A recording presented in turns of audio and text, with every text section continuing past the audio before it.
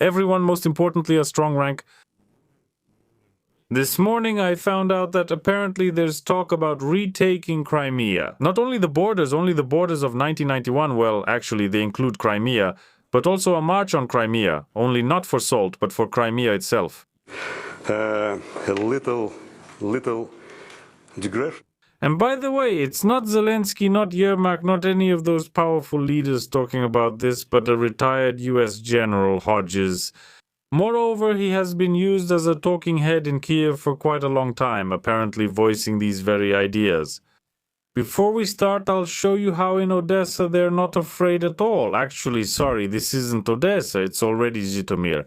I made a mistake, it's Zhytomyr. The previous video was from Odessa. So, it doesn't matter where. The main thing is that the general trend in Ukraine is resistance to the people catchers, and now not only the draft recruiters, who actually are the people catchers, but also the police have joined them. And here the police officer with a pistol is trying to shove a man into his own van, but the man, without any hesitation, resists and even mocks the police officer, who doesn't look anything like Rambo. In the end, the police officer gets in and drives away with his pistol. And the man also, in fact, leaves with his freedom, only not by car, but on his own 2 feet. He walks off into the distance, into the misty distance, actually, towards his own happiness. Apparently because he didn't end up in the hands of those very manhunters. And I think that's wonderful, because a person by default should be free and shouldn't fall into the hands of any manhunters. You can watch the full video on my channel because there's quite a lot of swearing and actually violence there, so I recommend pointing your phone or tablet camera at this QR code you see in front of you. Or if you're watching from this mobile device, then just use the link in the description right here under the video, and you'll go straight to the Telegram channel with this video. Well, let's go and see what this Ben Hodges wants from Ukraine. He's the former commander of the US Army in Europe. Actually, that's quite an interesting title for a retiree like Ben Hodges. He is sure that the outcome of the war will be decided by Crimea. Now that's a twist. Let's just say, well, honestly, we've heard so much lately that this is hardly a surprise anymore. If they said that in order for Ukraine to be free or for Zelensky to be happy, we need to capture Alpha Centauri or maybe some Beta Sagittari, I wouldn't be surprised either. Because so much is happening right now that you look at all of it and think, damn, how is this even possible? But it is possible. And the general, who is no longer a general, keeps pushing his own agenda. So, how can his opinion be explained? As long as the Russian Federation holds Crimea, he says, Ukraine won't be able to access the Sea of Azov, restore Mariupol or Berdyansk, and the Russians will be able to interfere with shipping from Odessa and Mykolaiv. So, he believes the Peninsula issue must be resolved. Who's going to resolve it? Maybe the children and grandchildren of General Hodges will come, arrive, fly in, or sail over. If that were the case, well, respect to the man. The man has his own opinion, he stands by it, and there should be some kind of result. Since Ben Hodges is an American, it's unlikely that anyone will fly in, sail over, or crawl to Ukraine, I don't mean anyone from his close circle, to liberate Crimea, which is now part of Russia.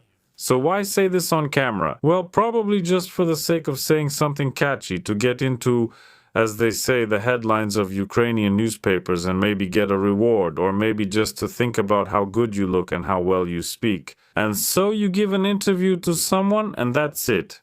In the end, all the world's media are after you to get your next interview or at the very least your autograph. Then what else does he say? It turns out that Crimea needs to be isolated. Hodges says that the road to Jankoy needs to be cut off and the bridge needs to be destroyed, apparently that very Crimean bridge. Second, make the peninsula unsuitable for Russians. Well, the fact that not only Russians live there, well, actually they all seem to be Russian citizens now, but not all of them are ethnically Russian. There are Tatars, there seem to be ethnic Ukrainians, and there are representatives of other nationalities. Well, and Ben Hodges suggests striking Crimea and making it completely uninhabitable for everyone. Yeah, well, he doesn't care about those people. The main thing is that Crimea will be Ukrainian, says Hodges. He says that Ukraine is now capable of striking every square meter of Crimea. What does that mean? Well, bombings, shelling, of course. What else could it mean? By the way, back in 2014 or 2015 when they cut off the water to Crimea, I was honestly shocked when they blocked the canal. And looking at all this, I was extremely, thank God I had already left there, and watching all this from abroad, I thought, well, how is this even possible? But the thing is, these people aren't to blame. Let's put aside who wanted to join Russia and who didn't. I have acquaintances who said that most of their friends from Crimea, and they themselves are Crimeans, by the way, wanted to become part of Russia. I'm not questioning that. I don't doubt anything my acquaintances say. But let's just say, for example, there's a certain group of people. Against their will. Okay, so there's this abstract group of people. They were taken, separated from their previous country, attached to another country, and told, live here now. And then right away their previous country started making things difficult for them, cutting off electricity, cutting off water, and doing other interesting things. And after that, expecting them to come back. Even then, the logic seemed extremely strange to me, and all of it seemed extremely cruel. And by the way, that's exactly how it was. Well, I mean, in some ways people were to blame. Okay, it's one thing when the military fights the military, but when you cut off water to civilians, especially when there wasn't much water in Crimea to begin with, after that people really had huge problems. Well, believe me, everyone living in Crimea thought the same. It wasn't just me. Back then, I asked all my friends about it. Everyone said it was just crazy, and honestly, it really was crazy. In short, Hodges supports these kinds of measures. Cutting everything off and then, apparently, just sitting back with your hands folded on your stomach, waiting for all the residents of Crimea to run to Ukraine and say, please take us back, we want to return. What else? Hodges talks about strikes on Russian oil and gas infrastructure. As I understand it, in that very Crimea, oil refineries will have to be attacked again and again, otherwise they will be repaired and restarted. Then he says that their own capabilities are not enough for this, and that the West should also invest in the Ukrainian defense industry. He calls two things critically important: long-range precision weapons and air and missile defense systems. And in general, here is a very interesting opinion from an American ex-general who, I don't know if an ex-general is still considered a general or not, but I'll leave that without comment. By the way, write your thoughts in the comments. I don't have them, but maybe you do, and you can share your own opinion about this. Then there's also, well, that's one thing, Crimea, the capture of Crimea, the mythical stuff there, and the 1991 borders. Only people like Amalian, Tastolovic, and other barbershop types can throw themselves into that.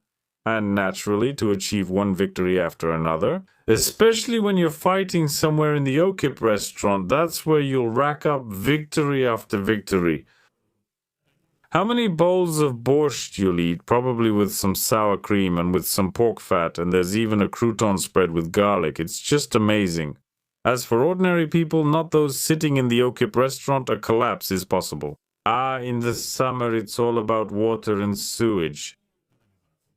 Why? Because if Russia starts attacking the water infrastructure now, besides the energy infrastructure, there's also water infrastructure and sewer systems, and of course these two systems are interconnected, so anything can happen. And this is quite real. Experts warn that in the event of large-scale strikes, problems could start even where water utilities were considered prepared. Who prepared them? Naturally, officials. Of course they keep order. They make sure that not a single penny of the spent funds is misused. Everything goes to the cause, everything into their own little stash. I mean, for the needs of the state. Absolutely everything must be used as intended. And here our journalists investigated how vulnerable Ukraine's water supply system is. Volodymyr Zelensky warned in March 2026 that Russia was planning to strike Ukraine's water supply. The goal is to leave Ukrainians without water. And then he stated the following: Russia is preparing a new wave. It will strike infrastructure, logistics, and water supply. They want us to have problems specifically with water. Communities need to focus on this challenge. That is, the money goes into the budget. They're planning something for themselves there. Maybe yes, maybe no. Russians, and now the communities themselves have to deal with this issue, as I understand it, with their own money. That's a wonderful position. If there's a problem, let the community solve it. Why not? There's a front line near Kramatorsk or Pokrovsk, so let the community handle it. Near Crimea, some problems are being solved by the communities. In that case, it's absolutely impossible to understand why we need a president and all these servants of the people, 450 of them. Of course, we'll ask the Ministry of Rhetorical questions, but I don't think we'll get an answer anytime soon. What else is there? Also regarding this water supply issue, right now the Russian Federation hasn't carried out any serious strikes, but there are many factors that could affect whether there's water coming out of the taps. And here Ole PPNK, by the way, is a good expert. I often quote him. He really talks about the catastrophe in Ukraine in different areas without fear or any problems. Electricity, for example. If you cut off electricity in homes, problems with water can arise immediately. If, after a strike, a substation goes out of order and the pump stops working, then water is not supplied to the upper floors. Well, what can happen in an apartment building with sewage, especially if there's no water? I think everyone knows, but if you don't, it's probably only people who have lived since childhood somewhere in their own houses in the countryside or in their own villas. Like this one. Well, I'm joking. Of course, none of us have them, but maybe some of you do, and if so, congratulations to you. We're happy for you, but not completely. And what else do they tell us? If a substation goes out of order after a strike and the pumps stop working, then those upper floors don't get water. In some cases, sewage pumping stations may also be left without power, which threatens systemic failures. And here, Popenko says that water utilities and mayors must provide an answer as to how prepared the cities are for such scenarios. Their task is to organize water delivery, prevent an epidemiological crisis, and ensure the operation of critical infrastructure. Naturally, if there is no water, hands will not be washed. Well, we all can imagine that it could be cholera or some kind of rotavirus or something else. Especially in the summer, they will spread very rapidly. Not only civilians will be targeted because there are essentially no limits or restraints here. The expert noted that you need to have a supply of water based on 1 liter of drinking water per family member and the same amount of non-potable water per day. By the way, here in the chat, again, the one I advertised to you, that's my Telegram channel, and there's a chat there called Abode of Wisdom. Users say that during the blockade of the same cities in Donbass, which were left without water for a while, a supply of 20 liters was not really enough. So it's not really a panacea, all these 3 liters, 4 liters, 5 liters. You can't really call 20 liters enough. Something else is needed. It's best to just leave. If this happens, it's better to go elsewhere if you can. As for where, I think you already know. Essentially as far from the epicenter as possible. Then he talks about how the Ukrainian water supply system was built with military risks in mind, which means for better or worse, the cities should be able to survive this bombardment. Each city has its own specific features of water supply and wastewater disposal. So separate response plans need to be developed for them to address the possible consequences of bombardments. Right now, the water utilities have already done part of the work, but problems may persist. And if the attacks on the water infrastructure become truly massive, nothing good will come of it. That's why, once again, together with Popenko, I urge everyone to prepare, and once again, if you have the opportunity, it's best to leave. Because if they bomb this very water infrastructure now, sorry for repeating this term so often, nothing good will come of it. And again, it's only June coming up now, but June, July, and August tend to go by quickly. September to October as well. And then comes cold November, then December, January, February, March, April. All of these are relatively cold months. And if in winter the sewage and water pipes would freeze in apartment buildings, then next year it will be even worse. That's why we need to think for ourselves, I think, because if the government is thinking about anything regarding Ukraine, it's not what we want them to be thinking about. That is clearly not about society, not about everything, but about their own security and many other things. Actually, all of this speaks for itself. By the way, today I watched some video. A young man, works as a taxi driver. A client got into his car who turned out to be some kind of high-ranking official in the president's office, and she started giving him a hard time, saying, the discos are not right, this and that are not right. And now I'll call my husband too, and you're just a worm crawling at my feet here. Her arrogance was just incredible. This lady's... I don't know who hires them there, and for what purpose. I mean, why? I know someone who does. Well, there are some questions here. By the way, there's an extremely interesting shot in this video. What do we have here? Here's the shot right here. Tikhanovskaya, who is basically a nobody, as they say, I don't even know. She's the wife of Tikhanovsky, who is supposedly the opposition leader to the president. Either he's the shadow president or she's the shadow president. In general, there are a lot of shadow presidents here. And in Kiev, these Belarusian offices are opening, which are headed by Tikhanovskaya. Well, I mean, I don't understand what and why this is happening. They're cutting the ribbon with some woman from Ukraine.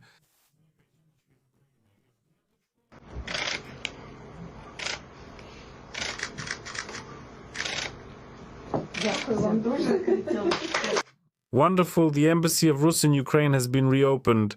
But again, this team doesn't decide anything. Its members are nobodies. What can they do? What issues can they solve? Maybe, well, what to order for lunch? That's a question they can decide. Who to call? They can handle that too, or what color to choose. They can also decide on the wallpaper in the new embassy sponsored by the European Union, but nothing else. They'll be embarrassed. I'm sure they can't change a Belarusian's expired passport. Will they be able to solve some political problems or internal problems of Belarus? Or just do what an embassy usually does? Yes, no, of course not. 1,000 times no, because it's just some kind of fiction, which, by the way, has a building in Kyiv. And here in the chat, I was also joking about the fact that I shouldn't have become an IT guy at all. Or maybe bloggers should have become shadow presidents like take Mozambique or even Ukraine and Spain set up their own embassy back and forth. And so you're already sitting there eating khachapuri or borscht with dumplings, doing absolutely nothing and getting paid for it, but that's wonderful. I think we're all happy for Tikhanovskaya, maybe not wholeheartedly, but still happy. You could open a few more embassies, like in all European countries, close the embassies of Belarus that belong to the real Belarus, and open these virtual ones instead. What will Belarusians say about that? I'm sure we all know because we all have a similar mentality, we're close. But Zhytomyr has opened this Overton window. Now, I think they'll fully take advantage of it. Well, and now what? It's time to take a look at the powerful leaders. We have plenty of them, as always. And they all, honestly, are a bit similar in one way. That's why we're as satisfied with our work as possible. But unfortunately, our work didn't bring any results. They're just officials. By the way, I'm grateful to Alexander from the YouTube comments, who said that when looking at politicians, he remembered an old saying, which, again, immediately comes to mind when looking at politicians. A biology textbook and a section of the biology textbook called Parasites. But I don't know why I remembered this, or why I even got interested in biology right now. Well, it's something like that. Because we all look at them and we all understand that they don't do anything good. And to give this pile, let's see, I haven't danced there in a long time. The dance, the tapping, I danced to it saying cuckoo, but now is just the right time. It didn't work out. It didn't work out, yeah, why? Maybe because Tuka didn't sign the 60-plus contract and didn't go to the front. Maybe, and everyone else has to sign contracts with their children and grandchildren, great-grandchildren, daughters-in-law, grandnieces, nephews, and other relatives. Going to the front, dying for the state, that's natural. So, today we have, what? We have these hamsters from hell. I've already shown them to you. Probably won't show them again, but here we have like Bereza. Here we have Bereza. A powerful blogger who was in Russia and in Ukraine now, I think, is sitting in the second Baltic state and bravely talks about how Ukraine should look and act. And he really doesn't like draft dodgers. And there's another guy who's watching all of this. But there are a bunch of videos. Thomas, it's clear this movie is personal for the dog. Apparently either Putin or Trump recorded it. Which one of them is worse? But there are already a huge number of videos and photos, like Indians even dancing in Lviv. Well, we've all seen everyone again. I understand that this Bereza is sitting in another country, and when he was fighting with alcohol-containing liquids again, he doesn't see anything at all anymore, but... maybe you can believe that it's all true, probably, and the way... People on yaks, some Pakistani, some Indian, are recording in English, while the girls from the guard are here. It's all a classic provocation. It's a provocation, you see. So when a Pakistani comes to Ukraine and records a video saying that things are good in Ukraine, that's a provocation. Bereza loves his country. I watch and... A whole crowd of bots is writing. The process is all lies. And here they saw exactly what people had been talking about. that he couldn't. The Ukrainian language, there's no word, I don't have it at all, basically, and this isn't mine. Well, when you're standing in a doorway and your beer runs out, you say like, bro, I don't have any beer, that's okay, but giving an interview, it's weird to say all this. The guy on the left, as I understand this one, a silent observer, perhaps, watches Bereza like a boa constrictor eyeing a rabbit. Sadly, Bereza is unhappy about the axe handles. Fictions. Everything else. Well, good job. The Russians did their work. Unfortunately, it worked on the dumb ones. I talked to the owners of big companies. Are you? Of course, Bereza is no journalist. I don't even know what his position was there or is, but if you use such words again, live on air. Honestly, if I heard that kind of talk in a conversation with someone I invited on air, a friend like that, it would probably end right there, because that's just crazy. You need to maintain some kind of speech hygiene. And when you use words like that, well, be ready for people to call you the same thing. For whom? For hostility, Vitaly. For the farmers. The guy on the left grew suspicious about something. Maybe he's getting ready for bed or will brush his teeth. Bereza is babbling incoherently. You can see. There was a lot of noise about this story, but it doesn't match the actions. So it's not as bad as everyone thinks. A man just withdraws and thinks I'll sleep, but you stay, talk and all that. Have your little talks. I'll leave. That's what you think. And not everyone will leave Ukraine. Not everyone will leave Ukraine. Not everyone, far from it. Well, you left. What do you mean, not everyone? Well, you left. Here sits a mighty patriot. All right, because a person would be sitting there, everything is rumbling around, everything is booming, shells are exploding, bullets are whistling over their heads. And he's sitting there saying that not everyone will leave Ukraine. Okay.